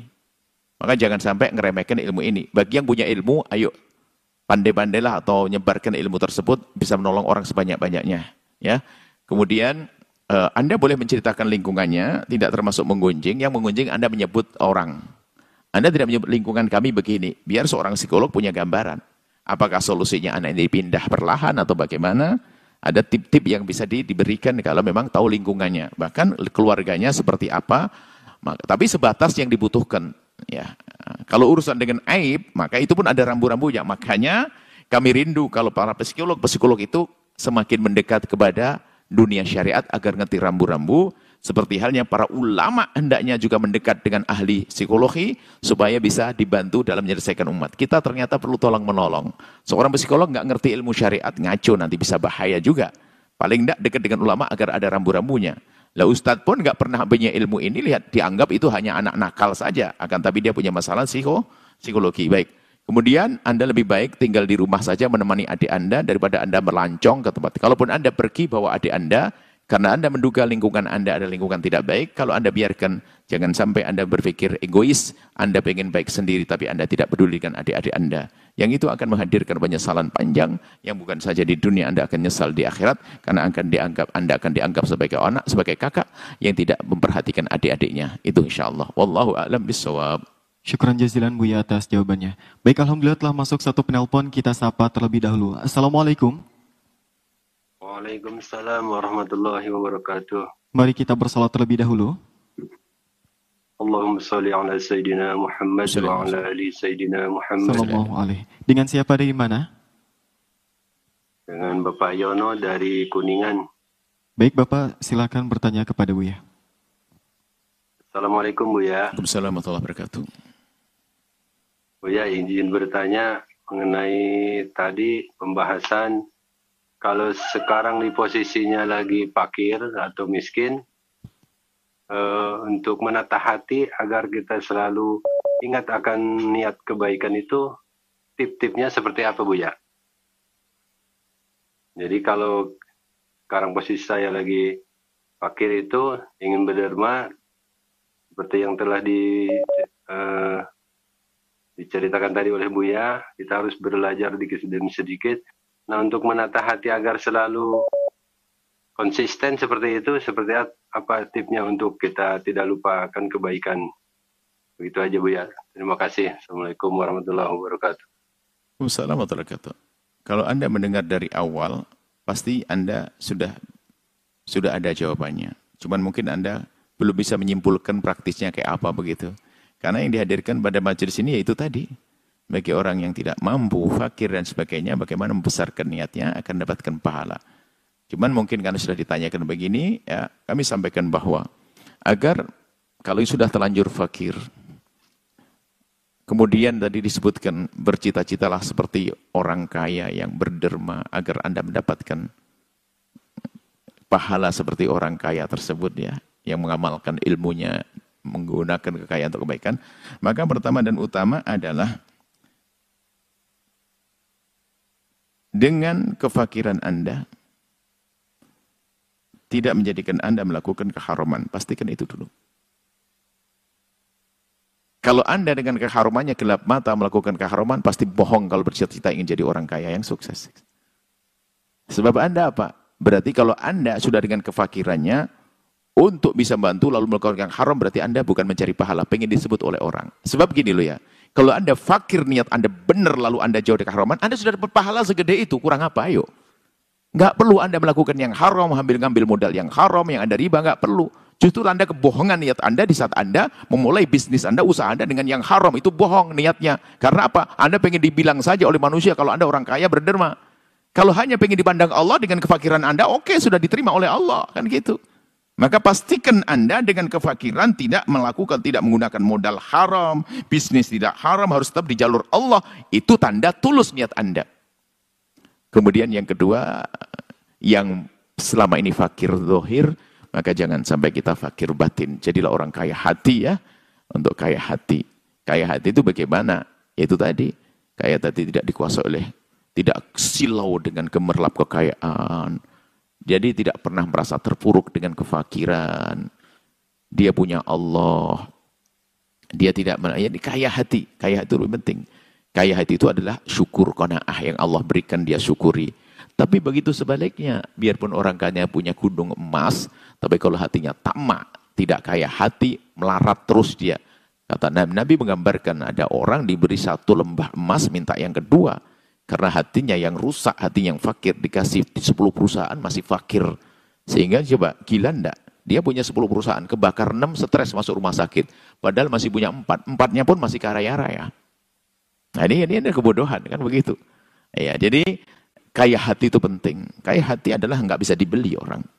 Dia nggak punya apa-apa, tapi nggak mau ditawari dengan yang haram. Bisnis haram, sogoan haram, nggak bisa. Saya kenal Allah. Saya kefakiran ini nggak boleh menjadikan saya sengsara. Jadi biarpun dia belum kaya, sudah kaya. Kaya hati. Jadi ustadz hebat. Jadi pejabat nggak bisa disogok. Jadi pengusaha nggak akan culas. Jadi ustadz nggak akan makan duit pondok. Karena hatinya kaya. Itu. Jadi Anda harus menjadi orang yang kaya hati. Ya, kuatkan, tingkatkan syukur. Kemudian ada cara pandang agar kita tidak merasa terpuruk. Cara pandang, lihatlah di sana ada orang yang lebih kurang baik nasibnya daripada Anda. Nah, kalau Anda hanya makan sekali, di sana ada orang 3 hari nggak makan. Ada orang 3 hari nggak makan, ternyata di sana ada sudah 3 hari nggak makan, sakit lagi, macam-macam. Jadi berpikirlah untuk seperti itu agar kita mudah mensyukuri karunia Allah. Kembali kepada syarah hadis tadi, insya Allah Anda akan menemukan jawaban lebih detail lagi. Wallahu a'lam bishawab. Syukran jazilan Buya atas jawabannya. Baik, alhamdulillah kembali telah masuk satu penelpon. Kita sapa terlebih dahulu. Assalamualaikum. Waalaikumsalam. Mari kita bersolat terlebih dahulu. Halo, Assalamualaikum. Waalaikumsalam. Salawatnya dulu, Ibu. Allahumma sholli ala Sayyidina Muhammad. Assalamualaikum Buya. Saya hamba Allah dari Tegal. Maaf Buya, saya mau bertanya, tapi sebelumnya saya mau cerita dulu Ibu ya. Ya kan. Saya itu pernah bertengkar dengan suami saya, lalu suami saya bilang, ya udah kita sama-sama masih muda. Kemudian suatu ketika juga bertengkar lagi, dan saya pernah minta pisah juga Buya. Kemudian suami saya bilang, ya udah kita sama-sama masih muda. Tapi setelah bilang seperti itu, saya tanya maksudnya apa gitu. Ya kita sama-sama masih muda, gitu aja. Dia tidak mengatakan mau pisah atau apa, dia tidak mengatakan. Karena suami saya berdalih selama saya tidak mengatakan saya kamu cerai atau saya kamu talak, itu tidak akan jatuh talak. Sering Anda berantem gitu. Berarti 3 kali ini Bu ya. Saya juga sebelumnya menikah tidak berapa tahu lama tentang Anda berapa lama menikah? Baru 6 bulan Bu ya. 6 bulan sudah berantem ini, segitu banyak Anda ini. Iya Bu ya. Kemudian saya tanya, saya lihat status teman saya, intinya dosa yang berkepanjangan itu zina yang sudah ditalak 3 tapi masih berhubungan. Setelah lihat status itu, saya langsung tergugah hatinya, ya Allah. Katanya kalau istri yang selalu minta pisah itu dilaknat ya Bu ya. Saya baru tahu itu Bu ya. Saya langsung istighfar ya. Minta ampun sama Allah, saya janji nggak akan pernah minta pisah lagi minta berkata seperti itu lagi. Kemudian saya tanya ke suami saya, padahal itu posisinya sudah baik-baik saja Bu ya. Saya tanya ke suami saya, dulu pernah bilang kita sama-sama masih muda itu ada niat atau tidak? Terus kata suami saya, ya nggak ada lah gitu. Saya tuh cuma nggak suka kalau kamu tuh selalu bilang pisah-pisah. Memang dulu sebelum nikah saya selalu bilang pisah kayak gitu Bu ya. Itu suami saya nggak suka. Anda ini kemudian, aneh. Sebelum nikah minta pisah, setelah nikah ribut. Enggak Bu ya, saya setelah kejadian, mungkin ini cara Allah untuk menegur saya ya Bu ya, dengan melihat status itu, kemudian saya langsung terbuka hatinya. Oh, saya takut dilaknat sama Allah Bu ya. Itu kapan kemudian Anda lihat status? Lihat status itu minggu kemarin Bu ya. Setelah itu Anda ribut lagi enggak? Enggak pernah ribut lagi Bu ya. Saya langsung minta maaf sama suami saya. Mas, saya minta maaf. Saya tahu ternyata itu dosa besar. Saya tidak akan minta seperti itu. Baik, Ibu bisa langsung ke inti pertanyaan. Kamu gitu. Baik. Kenapa Bu ya? Maaf Ibu, bisa langsung ke inti pertanyaannya. Iya. Kemudian saya kenapa ya Bu ya, kadang muncul rasa was-was, takut karena barangkali saya takut suami saya itu benar ada niat atau tidak. Tapi saya tanya ke suami saya, kalau kamu takut silahkan kamu tanya ke orang atau guru ngaji kamu yang kamu percaya atau orang tua kamu yang percaya. Kalau itu jatuh talak 1, kamu mau tinggalin aku atau tidak terserah kamu gitu. Baik. Cukup. Iya, saya mau tanya, intinya kalau suami saya tak tanya ninggalin aku itu termasuk talak kinayah bukan ya Bu ya? Soalnya kata suami saya tidak pernah ada niat seperti itu dan saya setelah itu saya berjanji kami sudah tidak paham. akan. Saya paham betul, sudah kerasa. Anda itu sakit mental. Gitu ya. Ya, Anda datang ke psikolog. Anda sedang ribut, minta cerai, nyesel. Kemudian setelah itu was-was kayak cerai gitu ya. Saya tegur, memang kadang-kadang ngobati ibu itu begini. Anda pergi dokter disuntik sakit, bokong saya disuntik sakit waktu itu. Ya, ibaratnya begitu. Anda sekarang saya kasih obat, Anda punya mental itu. Anda tidak bisa nahan emosi, Anda tidak sini tiba-tiba minta cerai dan sebagainya, dikit-dikit minta cerai. Anda berubah insya Allah. Kalau memang Anda masih berat seperti itu, Anda pergi ke psikolog. Yang jelas, suami Anda sudah mengatakan tidak jatuh cerai, selesai. Jangan pikirkan lagi.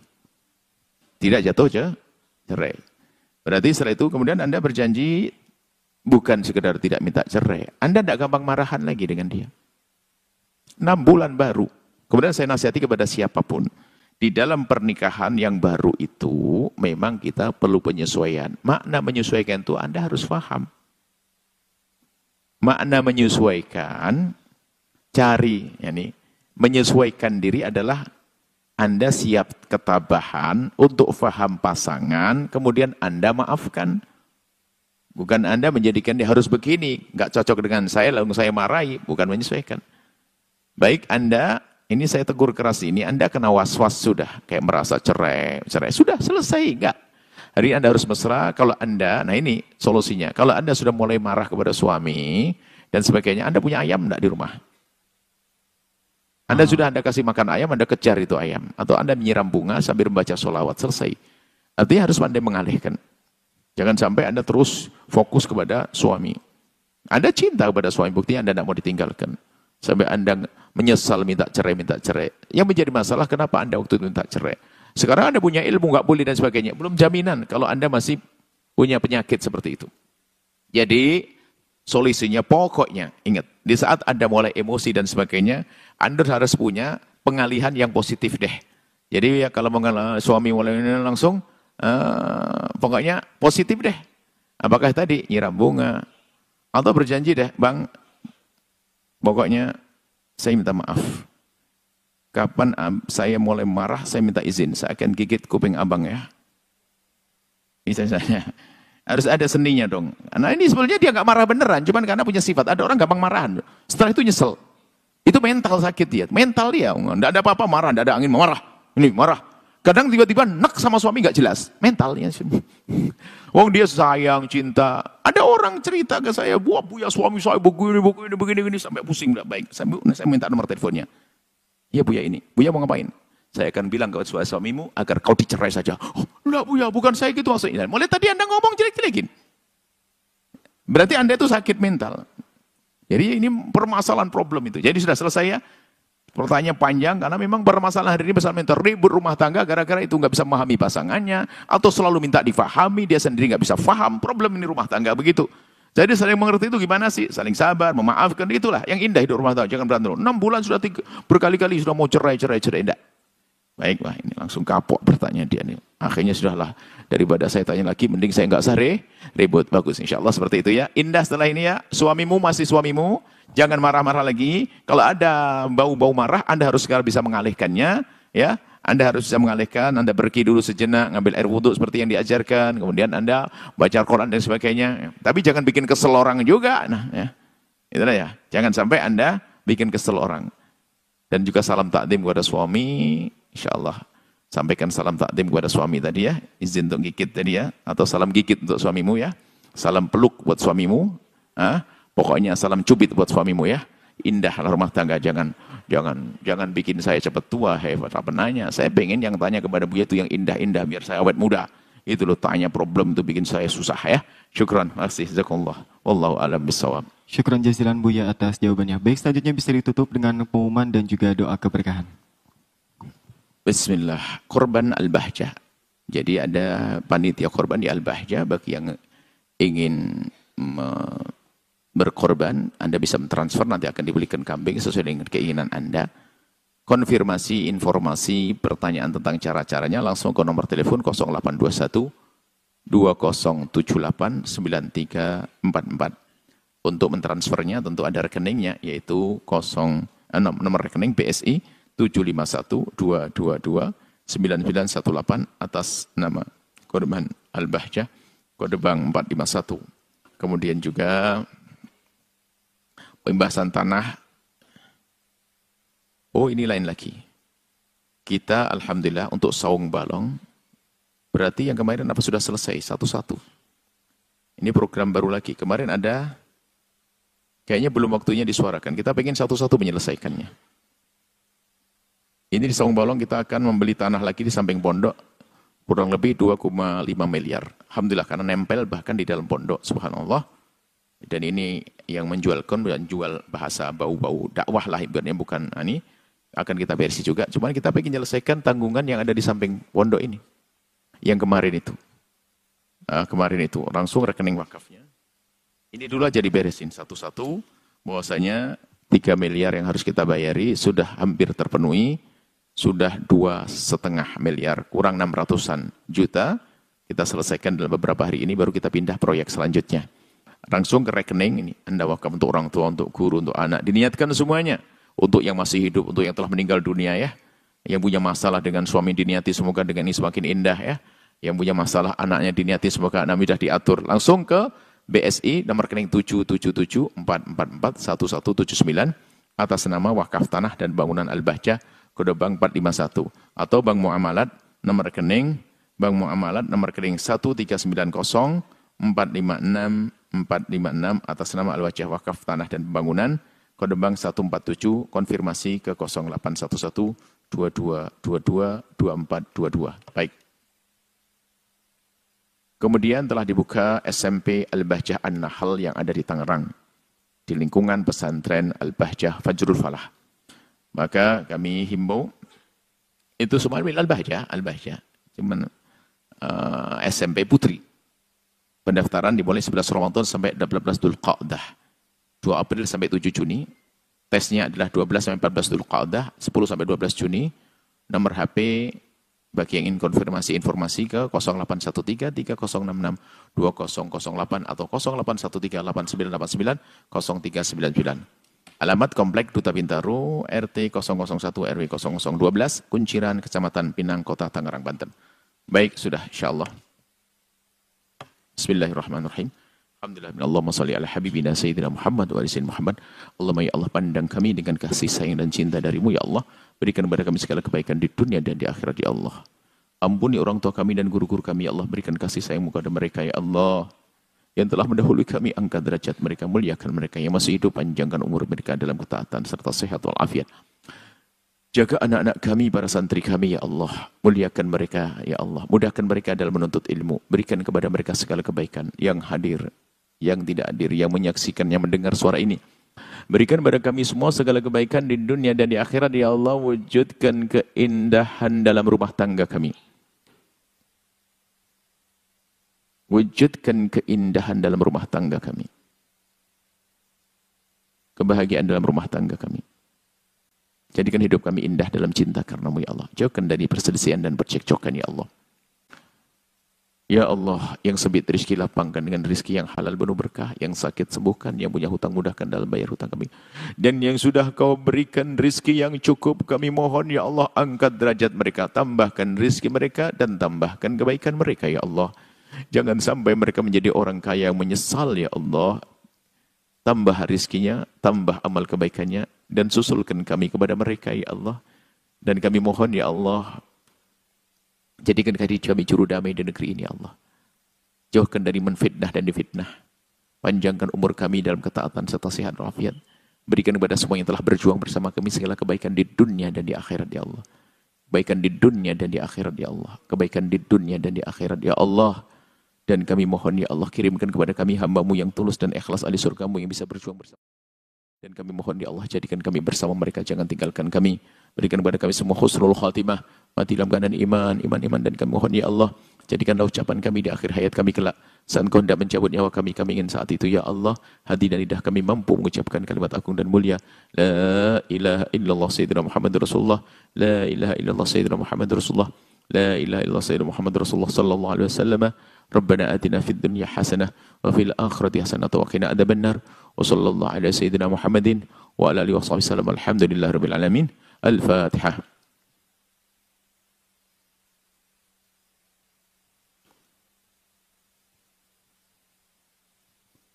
Terima kasih, mohon maaf dan mohon doa selalu. Wabillahi taufiq. Assalamualaikum warahmatullahi wabarakatuh.